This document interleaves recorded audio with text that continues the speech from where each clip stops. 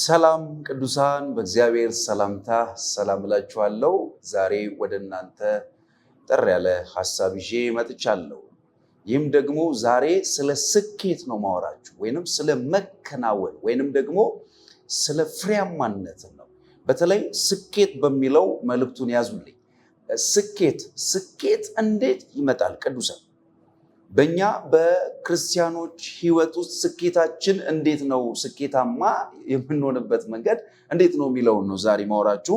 ሶስተኛ ዮሐንስ መልእክት ላይ ቁጥር 1 እና ቁጥር 2 ሳነብላችሁ እንደዚህ ይላል። ሽማግሌው በእውነት ለምወደው ለውድ ወዳጄ ለጋዮስ ይላል፣ ወዳጅ ሆይ ነፍስ በመልካም ሁኔታ ላይ እንዳለች ሁሉ መልካም ጤንነት እንዲኖርህና በነገር ሁሉ እንዲሳካልህ ይለዋል። በነገር ሁሉ እንዲሳካልህ ጸልይልሃለሁ ይለዋል። ምን እንዲልልህ? እንዲሳካልህ ምን እላለሁ? እጸልያለሁ። ስኬት ምንድን ነው ማለት ነው? ጸሎት። የክርስቲያኖች ስኬት በምንድን ነው የሚመጣው?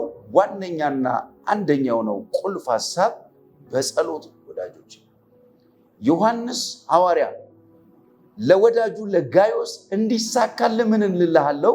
እጸልይልሃለሁ። የሚጸልዩላችሁ ሰዎች ሲኖሩ ስኬታማ ትሆናላችሁ። እንዲሳካልህ ይለዋል። እጸልይልሃለሁ።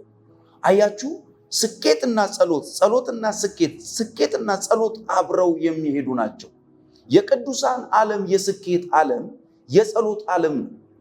ስኬታችን ከጸሎት ጋር የተቆራኘ ነው። ጸሎት ባለበት ስፍራ ቅዱሳን ስኬት ይኖረናል።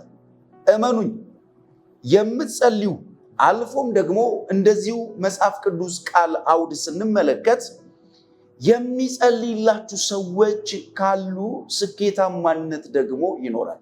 ስኬታማነት ምንድን ነው ካላችሁኝ፣ ሚስጥሩ ጸሎት መኖሩ ነው። ጸሎት ባለበት ስፍራ ሁሉ ምን አለ ማለት ነው? ስኬት አለ ማለት ነው። ስኬታማ እንድንሆን የበለጠ ስኬታማ የሚያደርገን ጸሎትና ጸሎት ብቻ። ኢየሱስ ክርስቶስ ጌታ። አባቶቻችን ይህንን ነበረ አድርገው ያለፉት ማለት ነው። ስለዚህ ኢየሱስ እንኳን ዮሐንስ ወንጌል 17 ላይ ስትሄዱ ጸሎት ሲጸልይ ጌተሰማኒ ላይ ሲጸልይ እናየዋለን። የደም ላብ እስኪያልበው ድረስ እንመለከታለን። በጣሩ ሲጸልይ ያለን ኢየሱስ ክርስቶስ ጌታ። ሃሌሉያ! ጌታ ኢየሱስ ይባረክ። ስለዚህ ስኬት፣ የቅዱሳን ስኬት ጸሎታቸው ነው ማለት ነው። ስለዚህ በዚሁ አጋጣሚ የሚጸልዩላችሁ ፓስተሮች አሉ ወይ? የሚጸልዩ ነቢያቶችም ይሁን ሐዋርያም ይሁን መጋቢም ይሁን አስተማሪም ይሁን ግን አገልጋይ፣ የእግዚአብሔር ትክክለኛ ጥሪ ያለበት አገልጋይ የሚጸልይላችሁ ሰው ያለ ወይ? ስኬታማ እንድትሆኑ የሚረዳችሁ ድጋፍ የሚሰጣችሁ የሚጸልይላችሁ ሰው አለው የሚለው ወሳኝነት አለው። ስለዚህ የመጀመሪያ የቅዱሳን ስኬት ከጸሎት ጋር የተያዘ እንደሆነ ግን እንድታውቁ ፈልጋለሁ። ስለዚህ ጸሎት ባለበት ስኬት አለ። ስኬት ሁል ጊዜ ካያችሁ ጸሎት አለ ማለት ነው፣ በቅዱሳን ዓለም ውስጥ ማለት ነው። ሁለተኛውን ሐሳብ ስነግራችሁ ያው መልእክቴን እጠር ለማለት ስለምፈልግ እንጂ ሰፊ ሐሳብ ነው። ነገር ግን ሁለተኛው ሐሳብ የሚገርማችሁ ነገር ቃሉን ማሰላሰል ነው። ቃሉን ማሰላሰል የቅዱሳን ስኬት፣ የአዲስ ፍጥረት ስኬት፣ የክርስቶስ የሆኑ ደቀ መዛሙርቶች ስኬት፣ የአገልጋዮች ስኬት ቃሉን ማሰላሰል ነው። ነገር እንዳናሰላስል እግዚአብሔር ይጠብቀን። ችግር እንዳናሰላስል እግዚአብሔር ይጠብቀን። ክፉን ነገር፣ ውድቀትን፣ ፍርሃትን፣ ስጋትን እንዳናሰላስል እግዚአብሔር ይጠብቀን። ኢያሱ ምዕራፍ 1 ላይ ቁጥር 8 ላይ ስንመለከት በተለይ ምዕራፍ 1 ቁጥር 5 ላይ በሕይወት ዕድሜ ሁሉ ማንም አይቋቋምህም ካለው በኋላ አልጥልህም፣ አልተውህም። የዚህ ሕግ ቃል ካፋ አይለይ፣ በቀንም በሌሊትም አስበው እንዲከናወንልህ ይለዋል። እንዲሳካልህ ይለዋል። ትርጉም እንዲሳካልህ፣ እንዲከናወንልህ ምን በለው?